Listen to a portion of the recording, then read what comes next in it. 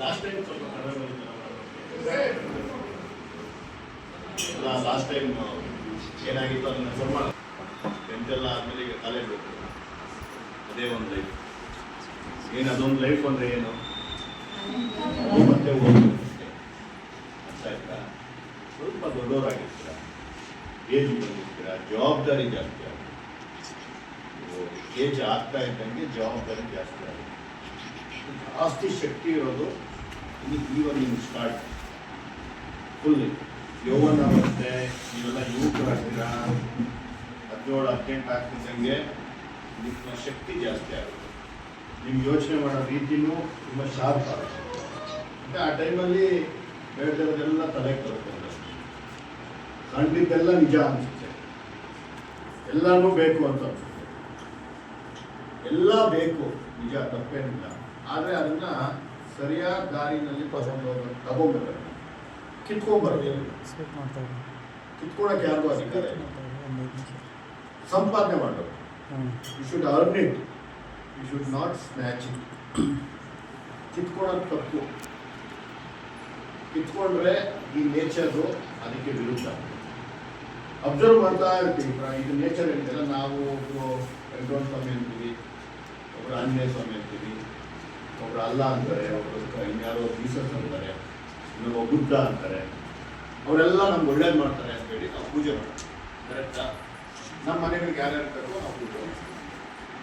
ಅಂದರೆ ಇದನ್ನೆಲ್ಲ ಒಟ್ಟಾರೆಯಾಗಿ ಏನಂತಂದರೆ, ಜನರಲ್ ಆಗಿ ಸ್ವಲ್ಪ ಮೆಚೂರ್ಡ್ ಲ್ಯಾಂಗ್ವೇಜಲ್ಲಿ, ಅಂದರೆ ಪ್ರಬುದ್ಧತೆ ಬಂದರೆ ಅರ್ಥ ಆಗೋದು ಏನಂತಂದರೆ, ಈ ಪ್ರಕೃತಿನೇ ದೇವರು. ಅದಕ್ಕೆ ನಾವು ಒಬ್ಬೊಬ್ಬರು ಹೆಸರು ಕೊಟ್ಟಿರ್ತೀವಿ ಅಷ್ಟೇ. ಅದೇನು ಯಾವುದೋ ಒಂದು ವೆಂಕಟೇಶ್ವರ ಸ್ವಾಮಿ ಇದ್ರೆ ಇವ್ರಿಗೆ ಮಾತ್ರ ಒಳ್ಳೇದು ಮಾಡುತ್ತೆ ಅಂತ ಇರುತ್ತಾ?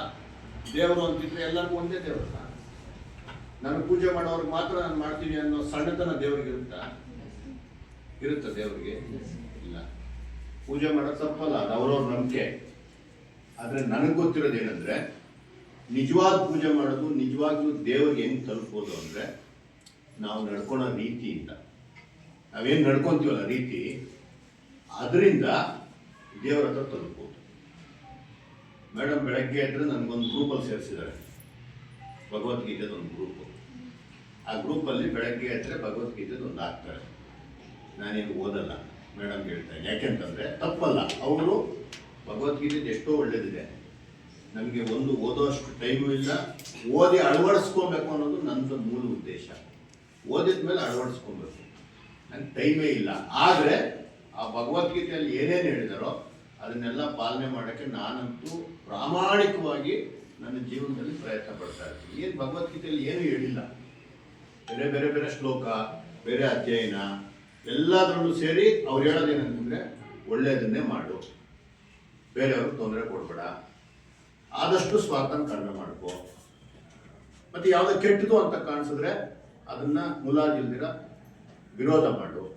ಈ ರೀತಿ ಇದನ್ನೇನೋ ದೊಡ್ಡ ಏನೋ ಬೇರೆಯಿಂದ ಕಲ್ತ್ಕೊಬೇಕು, ಸಂಸ್ಕೃತದಿಂದ ಮಾತ್ರ ಅರ್ಥ ಮಾಡ್ಕೊಬೇಕು, ಆ ಥರದ್ದೇನಿಲ್ಲ. ಇದು ನಮ್ಮ ತಂದೆ ತಾಯಿಗಳು, ನಮ್ಮ ತಾತ ಅಜ್ಜಿಗಳು, ಮತ್ತು ನಮ್ಮ ಸಂಸ್ಕೃತಿ, ನಮ್ಮ ಸುತ್ತಮುತ್ತಲ ಪರಿಸರ ಇದು ಹೇಳ್ಕೊಡುತ್ತೆ.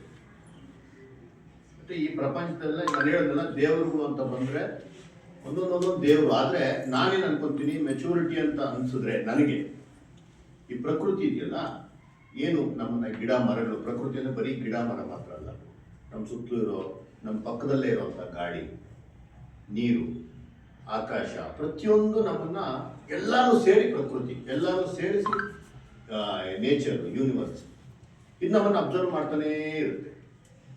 ನೀವು ಯಾವ ರೀತಿ ಯೋಚನೆ ಮಾಡ್ತೀರೋ ಅದಕ್ಕೆ ತಕ್ಕನಂಗೆ ಎಷ್ಟು ಪರಿಶ್ರಮ ಆಗ್ತಿರೋ, ಅದನ್ನ ಎಷ್ಟು ಇಷ್ಟಪಡ್ತಿರೋ, ಅದಕ್ಕೆ ತಕ್ಕನಂಗೆ ನಿಮಗೆ ಆ ಯೂನಿವರ್ಸು ನೋಡ್ತಾನೆ ಇರುತ್ತೆ, ಪ್ರತಿಯೊಬ್ಬರನ್ನು ನೋಡುತ್ತೆ.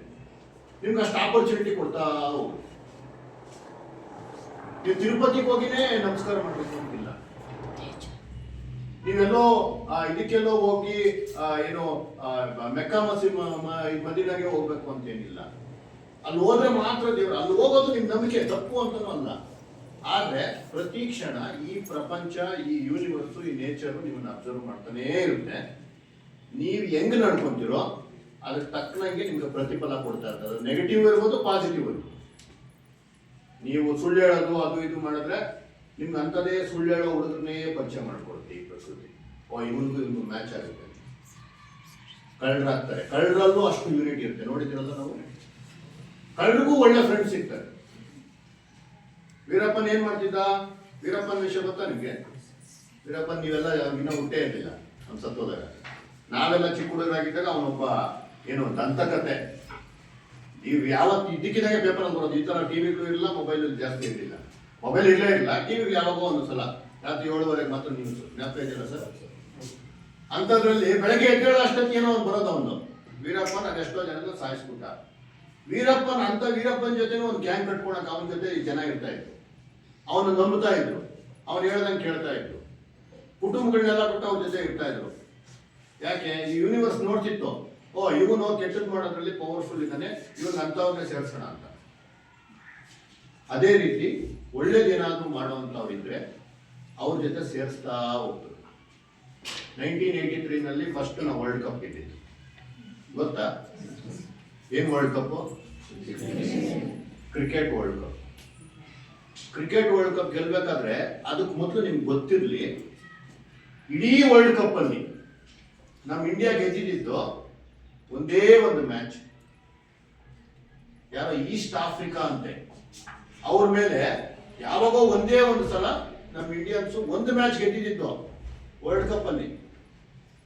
ವರ್ಲ್ಡ್ ಕಪ್ ಇಲ್ಲಿಂದ ಕಳಿಸ್ಕೊಟ್ರು ಟೀಮ್ನ. ಸೆಮಿಫೈನಲ್ಸ್ ಮೊದಲೇ, ಸೆಮಿಫೈನಲ್ಸ್ ಇರ್ತಲ್ಲ ಡೇಟ್, ಆ ಡೇಟ್ ಮೊದಲೇ ಇವ್ರದ್ದು ರಿಟರ್ನ್ ಟಿಕೆಟ್ ಬುಕ್ ಮಾಡ್ಬಿಟ್ಟಿತ್ತು. ಅಂದ್ರೆ ನೀವು ಸೆಮಿಫೈನಲ್ಸ್ಗೆ ಹೋಗಲ್ಲ ಅಂತ ಇವರೇ. ಆದ್ರೆ ಕಪಿಲ್ ದೇವ್ ಇದ್ರು ಗೊತ್ತಾ? ಕಪಿಲ್ ದೇವ್ ನಮ್ಮ ಟೀಮ್ದು ಕ್ಯಾಪ್ಟನ್. ಫಸ್ಟ್ ಡೇ ಇಂದನೂ ಅಪ್ಪ ಹೇಳೋದಂತೆ, ನಾವು ವರ್ಲ್ಡ್ ಕಪ್ ಗೆದ್ಕೊಂಡೆ ಬಂದದಂತೆ ಅವ್ರು ನೋಡಿ ಎಲ್ಲರೂ. ಆದ್ರೆ ಆ ಮನುಷ್ಯ ಬರೀ ತಮಾಷೆಗೆ ಹೇಳಿದ್ದಲ್ಲ, ಆ ಮನುಷ್ಯ ಗೆದ್ಕೊಂಡ್ ಬದಲೇಬೇಕು ಅಂತ ಒಳಗಡೆಯಿಂದ ಸಂಕಲ್ಪ ಇತ್ತು. ಆ ಸಂಕಲ್ಪನೇ ಮಾತಾಡ್ತಾ ಇದ್ದ ಅವರು. ಅದನ್ನೇ ಸುತ್ತಲೂ ಇರುವಂತಹ ಫ್ರೆಂಡ್ಸ್ಗೆ, ಟೀಮ್ಮೇಟ್ಸ್ ನಗೋರು, ನಾವೆಲ್ಲಿ ಗೆಲ್ತೀವಿ, ಇಡೀ ಹಿಸ್ಟ್ರಿನಲ್ಲೇ ನಾವು ಗೆದ್ದಿರೋದು ಒಂದು ಮ್ಯಾಚ್, ಒಂದೇ ಒಂದು ಮ್ಯಾಚ್. 106 ಮ್ಯಾಚ್ ಆಡಿರ್ತಾರೆ, ಒಂದು ಮ್ಯಾಚ್ ಗೆದ್ದಿರೋದು, ಒಂದು ವರ್ಲ್ಡ್ ಕಪ್ ಗೆದ್ದಿರೋದಲ್ಲ, ಒಂದೇ ಒಂದು ಮ್ಯಾಚ್. ಅಂತವ್ರು ನಾವು ಹೋಗಿ ಆ ವೆಸ್ಟ್ ಇಂಡೀಸ್ ಅವ್ರು ಅಂತಂದ್ರೆ ಆಲ್ರೆಡಿ 3-4 ಗೆದ್ದಿದ್ರು ಒಂದೇ ಸಮ ವರ್ಲ್ಡ್ ಕಪ್. ಇಷ್ಟೆಂತ್ರ ಇರ್ತಾ ಇದ್ರು ಒಬ್ಬೊಬ್ರು. ನಮ್ಮವರೆಲ್ಲ ಇಷ್ಟಿಷ್ಟು. ಅವ್ರ ಬೌಲಿಂಗು, ಅವ್ರ ಬ್ಯಾಟಿಂಗ್ ನಮ್ಮ ಕೈಯಲ್ಲಿ ಆಗದೇ ಇರೋ ಕೆಲಸ. ಸುಮ್ಮನೆ ಇರುವಂತ ಎಲ್ಲರೂ ಹೇಳೋರು. ಬಟ್ ಇವನು ಬಿಡ್ತಾ ಇರಲಿಲ್ಲ, ನಾನು ಗೆದ್ದುಕೊಂಡೇ ಬರ್ತೀನಿ ಅಂತ. 100% ನಾನು ಗೆಲ್ತೀನಿ ಅಂತ. ಇಂಗ್ಲೀಷು ಮಾತಾಡಕ್ಕೆ ಬರಲ್ಲ ಸರಿಯಾಗಿ ಆ ಮನುಷ್ಯನಿಗೆ, ಆದರೂ ಕಾನ್ಫಿಡೆನ್ಸ್, ಇಂಗ್ಲೀಷಲ್ಲೇ ಮಾತಾಡೋಕ್ಕೆ ಪ್ರಯತ್ನ ಪಡ್ತಾ ಇದ್ದ. ನಾವು ಗೆದ್ದೇ ಗೆಲ್ತೀವಿ ಅಂತ ಇಂಗ್ಲೀಷಲ್ಲಿ ಹೇಳ್ತಿದ್ದ. ಒಬ್ಬ ಅಲ್ಲಿ ಇಂಗ್ಲೆಂಡಲ್ಲಿ ಒಬ್ಬ ಜರ್ನಲಿಸ್ಟ್, ಫೇಮಸ್ ಜರ್ನಲಿಸ್ಟ್ ಅಂದ್ರೆ ಗೊತ್ತಾ?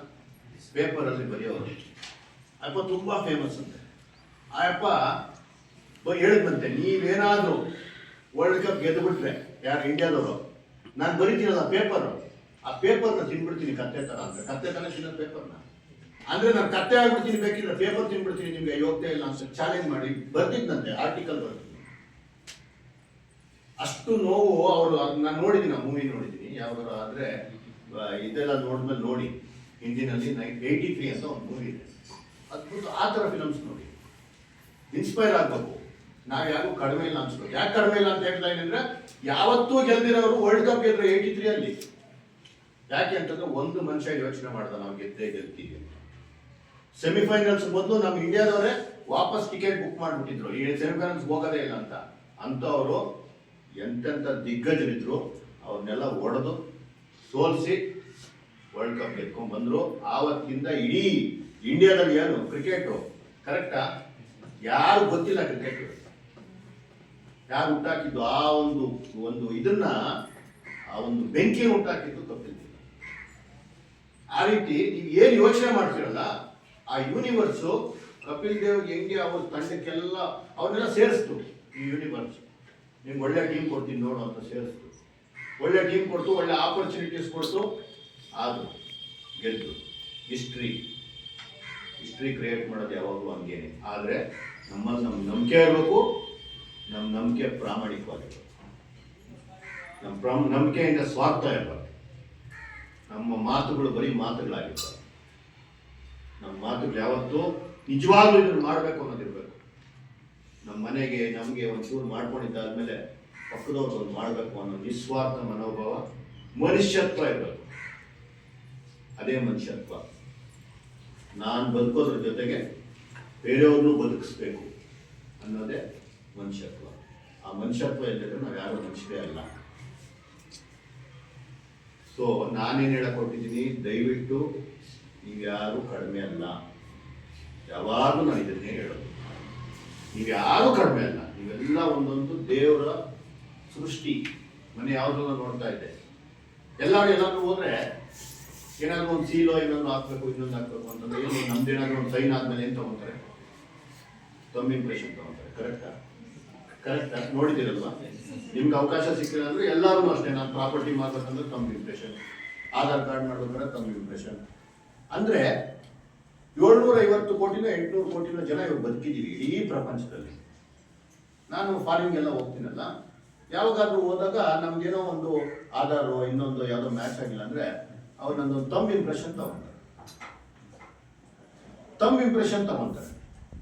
ಯಾಕೆ ತಮ್ಮ ಇಂಪ್ರೆಷನ್ ತಗೊಂಡಿದ ತಕ್ಷಣ ಅಲ್ಲಿ ಬರುತ್ತೆ, ಆ ತಮ್ಮ ಹೋಗಿದ ತಕ್ಷಣ ಸಂದೀಪ್ ರೆಡ್ಡಿ ಅಂತ ಬರುತ್ತೆ. ಅಂದ್ರೆ ಏನರ್ಥ, ಇಡೀ ಪ್ರಪಂಚದಲ್ಲಿ ನನ್ನ ತಂಬಿದ್ದಂಗೆ ಇನ್ಯಾರ್ದು ಇಲ್ಲ ಅಂತ. ಕರೆಕ್ಟಾ? ಇದನ್ನ ಮಾಡಿದ್ಯಾರು? ದೇವರು. ಈ ತಮ್ಮ ಮಾಡಿದ್ಯಾರು? ಅಂದ್ರೆ ಪ್ರತಿಯೊಬ್ಬನ್ನು ದೇವರು ಕೂತ್ಕೊಂಡು ಒಬ್ಬೊಬ್ಬರದು ಒಂದೊಂದು ತಮ್ಮ ಇಂಪ್ರೆಷನ್ ಕೊಡ್ತಾ ಇದ್ದಾನೆ ಅಂತಂದ್ರೆ ಪ್ರತಿಯೊಬ್ಬರಿಗೂ ಟೈಮ್ ಸ್ಪೆಂಡ್ ಮಾಡ್ತಾ ಇದ್ದಾನೆ. ಯಾರು? ನಿನಗೂ ಟೈಮ್ ಸ್ಪೆಂಡ್ ಮಾಡಿದ್ದಾನೆ. ನೀನು ಅವ್ರ ಮಗನೇ. ಸಂದೀಪ್ ರೆಡ್ಡಿ ಹೆಂಗೋ, ನರೇಂದ್ರ ಮೋದಿ ಹೆಂಗೋ, ಬಿಲ್ ಕ್ಲಿಂಟನ್ ಹೆಂಗೋ, ಡೊನಾಲ್ಡ್ ಟ್ರಂಪ್ ಹೆಂಗೋ, ನೀನು ಹಂಗೆ. ನಿನಗೂ ತಂಪ್ ಮಾಡ್ಬೇಕಾದ್ರೆ, ಇಂಪ್ರೆಷನ್ ಮಾಡ್ಬೇಕಾದ್ರೆ ದೇವ್ರು. ಹೌದಾ ಇಲ್ಲ? ಇದು ನಿಜಾನ ಅಲ್ವಾ? ಒಬ್ಬರು ತಂಬಿದ್ದಂಗೆ ಇನ್ನೊಬ್ಬರು ತಂಬಿದ್ಯಾ? ಒಬ್ಬರು ತಂಬಿ ಇಂಪ್ರೆಷನ್ ಇದ್ದಂಗೆ ಇನ್ನೊಬ್ರು ತಂಬಿ ಇಂಪ್ರೆಷನ್ ಇದೆಯಾ? ಯಾರು ಮಾಡಿದ್ದು? ನಮ್ಮ ಅಪ್ಪ ಅಮ್ಮ ಮಾಡಿಸ್ಕೊಂಬಂದ್ರ? ದೇವ್ರು ಮಾಡಿದ್ದು. ಒಂದು ಗರ್ಭದಲ್ಲಿ ನಾವು ಹೊಟ್ಟೆಯಲ್ಲಿ, ನಮ್ಮ ತಾಯಿ ಹೊಟ್ಟೆಯಲ್ಲಿಂದ ಬರ್ತೀವಿ ನಮ್ಮ ಪಡೆದು. ಆದ್ರೆ ಈ ತಂಬಿ ಇಂಪ್ರೆಷನ್ ಮಾತ್ರ ಅವಳಿ ಜೋಡಿ ಇರಲಿ, ಅವ್ರದೇ ಬೇರೆ ತಂಬಿ ಇಂಪ್ರೆಷನ್, ನಮ್ದೇ ಬೇರೆ ತಂಬಿ. ಯಾರು ಮಾಡಿದ್ದು? ದೇವ್ರು ನಮ್ಗೆಲ್ಲರಿಗೂ ಟೈಮ್ ಕೊಡ್ತಾ ಇದ್ದಾನೆ. ಏನೋ ನಾವು ಪಿಕ್ಚರ್ ಅಲ್ಲಿ ನೋಡ್ದಂಗೆ ಹಿಂಗೆ ತಥಾಸ್ತು ಅಂತ ಹೇಳಿ ಪ್ರಾಣ ಕೊಟ್ಟು ಕಳ್ಸೋದಲ್ಲ. ಎಲ್ಲರಿಗೂ ಟೈಮ್ ತಗೊಂತಾ ಇದ್ದಾನೆ ದೇವರು. ಅಂದ್ರೆ ನೀವು ಅವ್ರದೇ ಮಕ್ಕಳು, ನಿಮ್ಗೆ ಅವಕಾಶ ಇದೆ ಏನಾದರೂ ಆಗಕ್ಕೆ. ಒಂದು ನರೇಂದ್ರ ಮೋದಿ ಆಗಕ್ಕೆ, ಒಂದು ದೇವೇಗೌಡ ಆಗಕ್ಕೆ, ಒಂದು ವಿರಾಟ್ ಕೊಹ್ಲಿ ಆಗಕ್ಕೆ ನಿಮ್ಗೊಂದು ಅವಕಾಶ ಇದೆ. ಕರೆಕ್ಟಾ? ಆ ರೀತಿ ಒಂದು ಸಾಧನೆ ಮಾಡ್ಬೇಕಾದ್ರೆ ನಿಮ್ಗೆಲ್ಲರಿಗೂ ಚಾನ್ಸ್ ಇದೆ. ದೇವ್ರು ಕೊಟ್ಟೆ ಕಳ್ಸಿರೋದು. ನೀವೆಲ್ಲ ಏನ್ ಅನ್ಕೊಂತೀರಾ? ನಮ್ಗೆ ಆಗಲ್ಲ ಅನ್ಕೊಂತೀರ. ಓದಕ್ಕಾಗ್ತಾ ಇಲ್ವಾ? ಎಷ್ಟಾದ್ರೆ ಅಷ್ಟು ಸಾಕು. 10th ಪಾಸ್ ಮಾಡಿ. ಪಾಸ್ ಮಾಡದಿರೋಷ್ಟು ಕಷ್ಟ ಏನಲ್ಲ. ಆದ್ರೆ ಪಾಸ್ ಯಾಕೆ ಮಾಡ್ತಿಲ್ಲ ಅಂತಂದ್ರೆ ಅದು ನಿಮ್ಮ ಸೋಂಬೇರಿತನ, ಏನು ಅಲ್ಲ, ನಿಮ್ಮ ಸೋಂಬೇರಿತನ. ಯಾಕಂದ್ರೆ ನಾನು ಸರ್ಕಾರಿ ಶಾಲೆಯಲ್ಲಿ ಓದಿರೋದು. ಬೇರೆ ಮಕ್ಕಳು ಸ್ಕೂಲ್ಗಳಲ್ಲಿ ಓದ್ತಾರೆ, ಸಾಹುಕಾರ ಮಕ್ಕಳೆಲ್ಲ. ನಮ್ಮ ಅಪ್ಪ ಇದ್ದಾನೆ ಬಿಡೋ, ಕಾರ್ ಕೊಡಿಸ್ತಾನೆ, ಬಾಡಿಗೆ ಬರ್ತದೆ, ಎಲ್ಲ ಬರ್ತದೆ. ಅವರ ಅಹಂಕಾರ ಬಿದ್ದರೆ ಅದಕ್ಕೊಂದು ಕಾರಣ ಇದೆ. ನಮಗೆ ನಿಮ್ಗೆ ಅಹಂಕಾರ ಬಿಡಕ್ಕೆ ಅವಕಾಶ ಇದೆಯಾ? ನಮ್ಗೆ ಬಾಡಿಗೆಗಳು ಬರ್ತಾವ? ನಮ್ಮ ಹತ್ರ ಇದ್ದ ಕಾರು, ನಮ್ಮ ಹತ್ರ ಇದೆಯಾ? ಏನೇನು ಬೇಕು ಎಲ್ಲ, ದೊಡ್ಡ ದೊಡ್ಡ ಮನೆ ಎಲ್ಲ ಇದೆಯಾ? ಆದ್ರೂ ನಾವು ಓದ್ತಾ ಇಲ್ಲ ಅಂತಂದ್ರೆ ಏನು? ನಮ್ಗೆ ದುರಹಂಕಾರ ಅಲ್ಲ, ಸೋಂಬೇರಿತನ. ನಮ್ಮ ಸೋಂಬೇರಿತನಕ್ಕೆ ಯಾರ ಜೀವನ ಹಾಳಾಗುತ್ತೆ? ನಮ್ದೇ. ಈಗಲೂ ಏನ್ ದೊಡ್ಡ ವಿಷಯ ಅಲ್ಲ. ಎಷ್ಟು ಇವತ್ತು? 5ನೇ ತಾರೀಕ, 6ನೇ ತಾರೀಕ, 5ನೇ ತಾರೀಕು. ಏನು ಬೇಡ, ಯಾರಿನ್ನ ಕಡಿಮೆ ಓದಿರೋ 35 ಮಾರ್ಕ್ಸ್ ರೆಡಿ ಆಗ್ಬಿಟ್ರೆ ಅದ್ರಲ್ಲಿ ಎಷ್ಟೋ ಸ್ವಲ್ಪ ಫ್ರೀ ಆಗ್ಬಿಡಿ. ಎಷ್ಟೋ ಮಾರ್ಕ್ಸ್ ಕೊಡ್ತಿರಲ್ವ? ನೀವು ಎಷ್ಟು ತರಬೇಕು ತೆಗಿಬೇಕಾಗಿರೋದು? ಎಷ್ಟು ಅಲ್ಲ, 80 ಮಾರ್ಕ್ಸ್ ಇವ್ರು ಎಕ್ಸಾಮ್ ಬರೀತಾ? 80ಕ್ಕೆ ಎಷ್ಟು ತೆಗಿಬೇಕು ಪಾಸ್ ಆಗ್ಬೇಕಾದ್ರೆ? 26. ಯಾವ ಲೆಕ್ಕ ಅಂದ್ರೆ ಇವತ್ತಿಂದ 26 ತೆಗಿಯಕ್ಕಾಗಿರೋರು ದಯವಿಟ್ಟು ಕೂತ್ಕೊಂಡು 26 ಆದ್ರೂ ತೆಗಿಯಕ್ಕೆ ಪ್ರಯತ್ನ ಪಡಿ. ಯಾರು ಆಲ್ರೆಡಿ 50, 60 ತೆಗಿತಿದ್ರು 70, 80 ತಗೊಳಕ್ಕೆ ಪ್ರಯತ್ನ ಪಡಿ. ಯಾಕೆ ಅಂದ್ರೆ ನೀವು ಯಾರೂ ಮಾಮೂಲಿ ಅಲ್ಲ. ಎಲ್ಲರೂ ದೇವ್ರ ಮಕ್ಕಳು, ಪ್ರತಿಯೊಬ್ರು. ನೀವು ದೇವರು ಯಾರಾದ್ರೂ ಇಟ್ಕೊಳ್ಳಿ, ಅದು ಮಾರಮ್ಮ ಇಟ್ಕೊಳ್ಳಿ, ಇನ್ನೊಬ್ರು ಇಟ್ಕೊಳ್ಳಿ, ವೆಂಕಟೇಶ್ವರ ಸ್ವಾಮಿ ಇಟ್ಕೊಳ್ಳಿ, ಯಾರಾದ್ರೂ ಇಟ್ಕೊಳ್ಳಿ, ನಿಮ್ಮನ್ನ ದೇವರೇ ಸೃಷ್ಟಿ ಮಾಡೋದು. ನಾನು ಹೇಳಿದ್ನಲ್ಲ ಎಕ್ಸಾಂಪಲ್, ನೀವು ಕರೆಕ್ಟಾಗಿ ಹೇಳ್ರಿ. 750 ಕೋಟಿ ಜನ ಬದುಕಿರೋದು ಒಬ್ಬನ ತಂಬಿ ಇಂಪ್ರೆಷನ್ ಒಂದು ಇಲ್ವೇ ಇಲ್ಲ. ಸತ್ತೋಗಿರೋದು ತೆಗಿತಾರೆ ಎಷ್ಟೋ ಸಲ, ಏನಕ್ಕಾದ್ರೂ ತೆಗೆದ್ರೆ ಅವನು ಬೇರೆ ಇರ್ತದೆ. ಟೈಮ್ ತಗೊಂಡು ಮಾಡಿರೋದು ದೇವ್ರು ನಮ್ಮನ್ನೆಲ್ಲ. ನಾವಲ್ಲ ಅನ್ಕೊಂಡ್ರೆ ನಾವಲ್ಲ. ಬೆಂಕಿ ಆಡೋರು, ನಿಮ್ಮನ್ನು ನೋಡಿ ಕುಹಕ ಆಡೋರು, ನಿಮ್ಮನ್ನು ನೋಡಿ ಹೊಟ್ಟೆ ಹೊಡಿ ಬಿಡೋರು ಎಲ್ಲರೂ ಇದ್ದಾರೆ. ಅದ್ರ ಜೊತೆಗೆ ನೀವು ಚೆನ್ನಾಗಾಗಬೇಕು ಅನ್ಕೊಳ್ಳೋರು ಇದ್ದಾರೆ. ನೀವು ಚೆನ್ನಾಗಾದ್ರೆ ನಿಮ್ಮ ಜೊತೆ ನಿಂತ್ಕೊಬೇಕು ಅನ್ನೋ ಸಮಾಜನೂ ಒಂದು ಕಡೆ ಇದೆ. ಅದ್ರ ಕಡೆ ಗಮನ ಕೊಡಿ. ಕೊಡ್ತೀರಾ ಮಕ್ಕಳೇ? ಜಾಸ್ತಿ ಮಾತಾಡಕ್ಕೆ ಹೋಗಲ್ಲ. ಇನ್ನು 13 ದಿವಸ ಇದೆ. ಅದ್ರ ಜೊತೆಗೆ ಎವ್ರಿ ಸಬ್ಜೆಕ್ಟ್ಗೆ ಮತ್ತೆ ಗ್ಯಾಪ್ ಇದೆ. ಕರೆಕ್ಟಾ? ಓದಿ, ಗ್ಯಾರಂಟಿ ಏನಾದರೂ ಆಗ್ತೀವಿ. ಪಾಸ್ ಆಗ್ಬಿಡಿ. ಚೆನ್ನಾಗಿ ತೆಗಿತಾರೋ ಇನ್ನು ಸ್ವಲ್ಪ ಜಾಸ್ತಿ ತೆಗಿಯಕ್ಕೆ ಪ್ರಯತ್ನ ಮಾಡಿ. ಇಷ್ಟು ದಿವಸ ನೀವು ಕಡಿಮೆ ಮಾರ್ಕ್ಸ್ ತಗೊಂತ ಇದ್ರೆ ಒಂದೇ ಕಾರಣ ಸೋಂಬೇರಿತನ. ಆ ಸೋಂಬೇರಿತನ ಬಿಟ್ಬಿಡಿ. 100% ಬ್ಯೂಟಿಫುಲ್ ಆಗುತ್ತೆ ಲೈಫು. ಏನು ಬೇಕೋ ಎಲ್ಲ ತಗೊಂಡಿರೋದು, ಕಿತ್ಕೊಳಕ್ಕಾಗಲ್ಲ. ಅವಾಗ ಸಂಪಾದನೆ ಮಾಡಿ, ಗೌರವ ಸಂಪಾದನೆ ಮಾಡಿ, ಆರೋಗ್ಯ ಸಂಪಾದನೆ ಮಾಡಿ. ನಂಗೆ ನೀಟಾಗಿ ಕಾಣಿಸ್ಬೇಕು, ನೀಟಾಗಿ ಬಟ್ಟೆ ಹಾಕೊಬೇಕು, ನಂಗೆ ಇಷ್ಟ. ಅದಕ್ಕೇನು ಮಾಡಬೇಕು? ಬೆಳಗ್ಗೆ ಅಂದರೆ ಜಿಮ್ ಹೋಗ್ತೀನಿ. ಏನೇ ಕೆಲಸ ಇರಲಿ, ರಾತ್ರಿ ಎಷ್ಟೊತ್ತಿಗಾದ್ರೂ ಬಂದು ಮಲಗಿದ್ದೀನಿ. ಬೆಳಗ್ಗೆ ಅಂದರೆ ನನಗಿಷ್ಟ, ನನ್ನ ಬಗ್ಗೆ ನನಗಿಷ್ಟ ಅಲ್ಲಪ್ಪ, ಬೇರೆಯವ್ರದ್ದಲ್ಲ. ನಾನು ಹಿಂಗೇ ಇರಬೇಕು ಅಂತ ನಾನು ಏನು ಅಂದ್ಕೊಂಡಿದ್ದೆ, ಇದೇ ಥರನೇ ಕೂತ್ಕೊತಾ ಇದ್ದೀನಿ. ನಾನು ಕೆಳಗಡೆ ಕೂತಿದ್ದೀನಿ. ನಾನು ಎಷ್ಟೊತ್ತಲ್ಲ, ನಮ್ಗೆ ಅವ್ರ ಡೆಸ್ಕು ಇರಲಿಲ್ಲ. ಆದರೆ ನಾನು ಆವತ್ತೇ ಅಂದ್ಕೊಂಡಿದ್ದೆ ನಾನು ಹಿಂಗೇ ಇರಬೇಕು. ನಾನು ಹಂಗೆ ಇದ್ದೀನಿ. ನಾನು ಏನು ಅಂದ್ಕೊಂಡಿದ್ದೀನೋ ಹಂಗೇ ಇದ್ದೀನಿ. ನಾನು ಏನು ಊರಲ್ಲಿ ಜಮೀನುಗಳು ಮಾಡಿಲ್ಲ, ಯಾರು ಮೋಸ ಮಾಡಿಲ್ಲ, ಏನೂ ನಾನು ಒಬ್ರು ತೊಂದರೆ ಕೊಟ್ಟಿಲ್ಲ. ಹಂತವಾಗಿ ತುಂಬ ಕಷ್ಟ ಬಿದ್ದಿದ್ದೀನಿ. ನೀವು ಯಾರು ನೀವು ಅನ್ಕೊಳ್ಳೋಕ್ಕೂ ಆಗೋದಿಲ್ಲ, ಅಷ್ಟು ಕಷ್ಟ ಬಿದ್ದಿದ್ದೀನಿ. ಆದರೂ ಪ್ರಪಂಚ ನಾನು ಹೇಳಿದ್ರೆ ಯೂನಿವರ್ಸ್ ನೋಡ್ತಾನೆ, ಏನು ಬೇಕೋ ಅದು ಮಾಡುತ್ತೆ. ಆದರೆ ಒಳಗಡೆ ನಾನು ಬದುಕಬೇಕು ಅನ್ನೋ ಛಲ ಇರಬೇಕು. ಅದ್ರ ಕಡೆ ಕರ್ಕೊಂಡು ಹೋಗುತ್ತೆ. ಆದರೆ ಫಸ್ಟ್ ಬೀಳಿಸುತ್ತೆ, ಎತ್ತುತ್ತೆ, ನಿನ್ನ ರೆಡಿ ಮಾಡುತ್ತೆ, ನಿನ್ನೊಂದು ಮನಸ್ಸನ್ನ ಗಟ್ಟಿ ಮಾಡುತ್ತೆ. ಮುಂದೆ ಬರೋ ಸಿಚುಯೇಷನ್ಸ್ಗೆ, ಮುಂದೆ ಬರೋ ಸಕ್ಸಸ್ನ ನೀನು ಹೆಂಗೆ ತಡ್ಕೊಬೇಕು ಅನ್ನೋದಕ್ಕೆ ನಿನ್ನ ರೆಡಿ ಮಾಡುತ್ತೆ, ಮೋಲ್ಡ್ ಮಾಡುತ್ತೆ.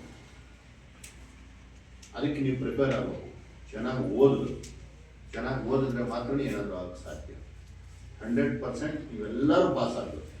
ನೀವು ಯಾರಾದರೂ ಪಾಸ್ ಆಗಿಲ್ಲ ಅಂತಂದರೆ ಶಿಕ್ಷಕರಿಗೆ, ಮತ್ತು ನೀವು ನಿಮ್ಮ ಶಿಕ್ಷಕರಾದರೂ ಅಕಸ್ಮಾತ್ ಇಲ್ಲೇ ಯಾವಾಗ ಇರ್ತಾರೆ, ನಿಮ್ಗೆ ಯಾರ ಬಗ್ಗೆ ಏನೋ ಬೇಜಾರಿರ್ಬೋದು, ಇನ್ನೊಂದಿರ್ಬೋದು, ಏನೋ ಇರ್ಬೋದು, ಅದು ಸಹಜ. ಆದರೆ ಅದೆಲ್ಲ ತಪ್ಪು. ಅವ್ರಿಗೆ ಗೌರವ ಕೊಡಿ, ಅವ್ರನ್ನ ಪೂಜ್ಯ ಸ್ಥಾನದಲ್ಲಿಟ್ಟು ಗೌರವಿಸಿ, ಪೂಜಿಸಿ ಮನಸ್ಸೊಳಗಡೆ. ಮುಂದಕ್ಕೊಂದು ದಿವಸ ಗೊತ್ತಾಗುತ್ತೆ ನಮ್ಮ ಮೇಷ್ಟ್ರುಗಳಂತೆ ಏನಂತ. ಅದರೆಲ್ಲರ ಜೊತೆಗೆ ನಿಮಗೂ ನನಗೂ ಸಂಬಂಧನೇ ಇಲ್ಲ.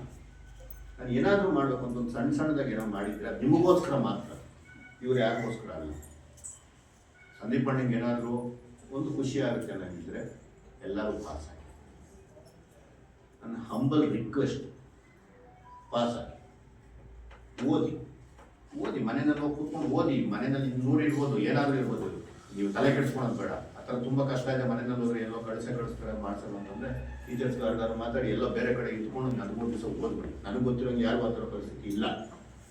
ಇದ್ದರೆ ಚಾಲೆಂಜಸ್ನ ಫೇಸ್ ಮಾಡಬೇಕು. ವಿಶ್ವೇಶ್ವರಯ್ಯನವ್ರಿಗೆ ಏನಿತ್ತು, ದೀಪದ ಬೆಳಕಲ್ಲಿ ಕೂತ್ಕೊಂಡು ಓದೋದ್ರಂತೆ. ಅವ್ರು ಅಷ್ಟಕ್ಕೆ ಮಾತ್ರ ನಾವು ಸೀಮಿತ. ನಾವು ಯಾಕೆ ಓದಬಾರ್ದು ಅಂತ ನೀವು ಯಾರು ಅನ್ಕೊಳಕ್ಕೆ ಹೋಗ್ತಾ ಇಲ್ಲ. ಏನು ಕಡಿಮೆ ಏನಿದೆ ಇದೆ? ಆಯಪ್ಪ ಅಲ್ಲೆಲ್ಲೋ ಮುದ್ದೇನಹಳ್ಳಿ ಇವತ್ತು ಇಡೀ ವರ್ಲ್ಡ್ ಫೇಮಸ್ ರೀ. ಆಯಪ್ಪನಿಂದ ಒಬ್ಬ ವ್ಯಕ್ತಿ ಅಲ್ಲಿ ಇವತ್ತು ಮಧುಸೂದನ್ ಸಾಯಿ ಅವರು ಬಂದು ಅಷ್ಟು ದೊಡ್ಡ ಸಂಸ್ಥೆ ಮಾಡಿದ್ದಾರೆ ಸ್ವಾಮಿಗಳು. ಯಾಕೆ? ಮುದ್ದೇನಹಳ್ಳಿ ಅನ್ನೋ ಕ್ಷೇತ್ರ ಇತ್ತು. ಯಾರಿಂದ ಮುದ್ದೇನಹಳ್ಳಿ ಕ್ಷೇತ್ರ ಆಗಿದ್ದು? ಏನು ವಿಶೇಷ? ದೊಡ್ಡ ಸಾವುಕಾರ ಮಕ್ಕಳ ಫೀಸ್ ಕಟ್ಬೇಕಾದ್ರೆ ಅವ್ರ ತಾಯಿ ಅಷ್ಟು ಕಷ್ಟ ಬೀಳೋರು. ಅದೆಲ್ಲ ಸಹಜ. ದಯವಿಟ್ಟು ಎಲ್ಲರೂ ಓದಿ ಅಷ್ಟೇ, ಏನು ಮಾಡಿ. ಫಸ್ಟ್ ಓದಿ, ಎಲ್ಲರೂ PUC ಹೋಗಿ ಏನೇನು ಬೇಕೋ ಸಬ್ಜೆಕ್ಟ್ ತಗೊಳ್ಳಿ. ಮನೆಯಲ್ಲಿ ಕೂತ್ಕೊಂಡ್ರಲ್ಲ, ಫೇಲ್ ಆದರೆ ನಿಮ್ಮ ಜೀವನ ಹಾಳಾಗುತ್ತೆ. ಎಸ್ಪೆಷಲಿ ನನ್ನ ತಂಗಿಯರಿಗೆ, ನನ್ನ ಹೆಣ್ಣು ಮಕ್ಕಳಿಗೆ ಕೇಳೋದು, ಫೇಲ್ ಆಗಬೇಡಿ. ಫೇಲ್ ಆದರೆ ನಿಮ್ಮ ಕರೆಕ್ಟು, ನಿಮ್ಗೆ ಇಷ್ಟ ಆಗುತ್ತೆ. ಯಾವಾಗಲೂ ನಾನು ಇದನ್ನೇ ಹೇಳೋದು, ಫೇಲ್ ಆಗಬೇಡಿ.